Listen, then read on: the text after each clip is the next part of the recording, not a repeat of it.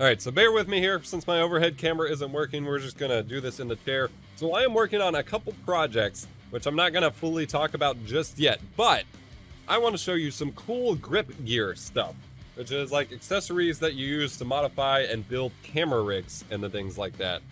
And so we got quite a few things we're gonna open up here and, or at least show what we got to talk about. So we got some big boxes. We had a huge Amazon delivery today.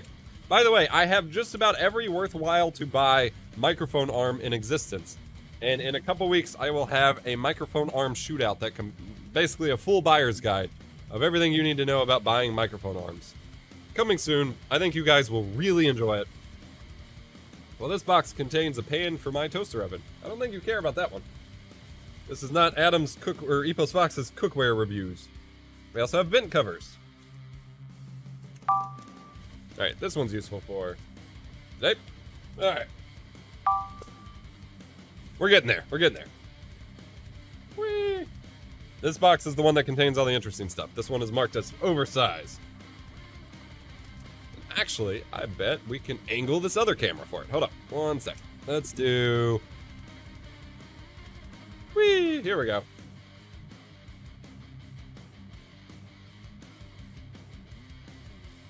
There we go.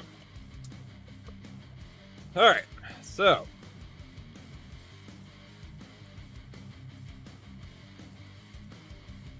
The awkward part where my house stuff gets mixed in with work stuff. Alright, so here's one of the microphone arms I am reviewing. This one is just a generic InnoGear one. I also have the Blue Compass. I have a couple from a new brand that I haven't heard of, but seem to produce some really high quality stuff. I'm of course going to review the Vivo one I have. There's a couple new ones I can't talk about yet. There's some really cool stuff coming out. Alright, so this is all the grip gear. Oh yeah, and this is another InnoGear one that is actually higher quality.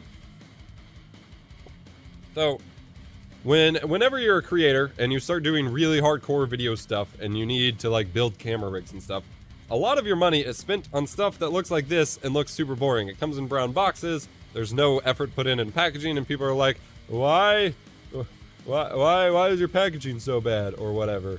And I always laugh at that, because this is stuff that's designed to be bought and never put back in the box or whatever. So this right here, this tiny little thing,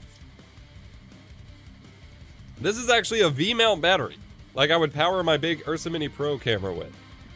And so it's just a super mini size one. But it is a V-mount battery that will power a camera for a very long time. It also has D-tap power connections, which is a power connection used by a lot of like camera monitors and things like that for you to get extra power. And I thought it had USB. Oh yeah, it's got USB on the top as well. And so this is from Kame TV.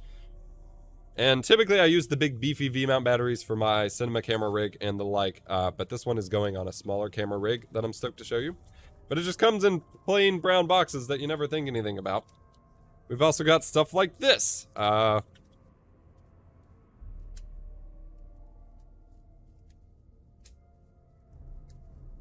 Whee!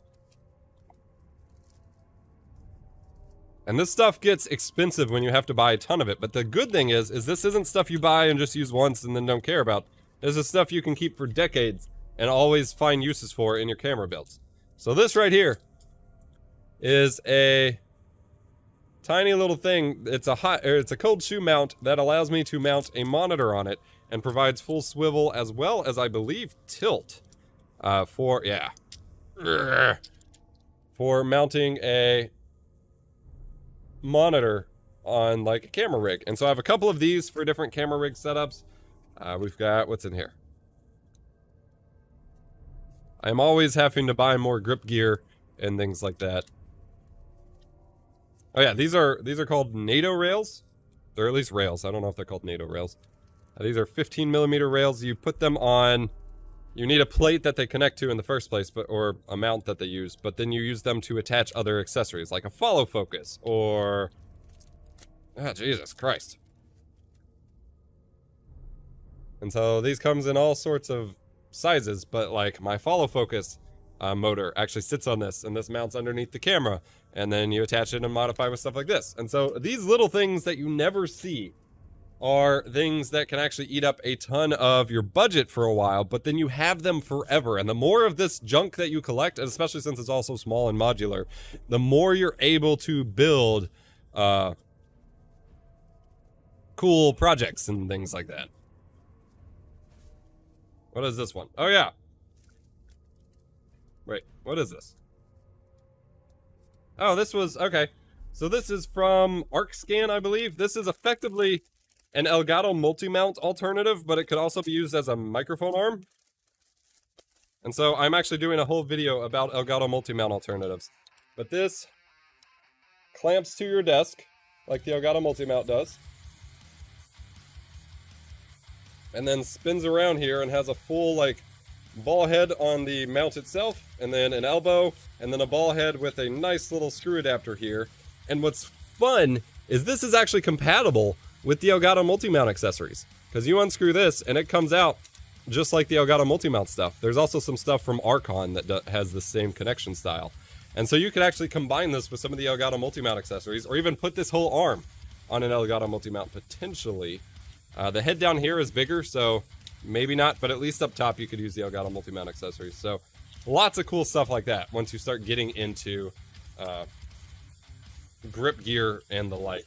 So I'm going to have a whole video, well, I'm going to have multiple videos with all the stuff you've seen today in various forms and fashions, but I'm going to have a couple specific videos using the little, like, granular grip gear pieces that I am very stoked for. Cujo says he needs that arm, so I'm going to actually link that specific one in the description, because I think it will sell out if I talk about it before the video is made, so I want to go ahead and give you all an opportunity to purchase it. Here we go. This is the ArcScan.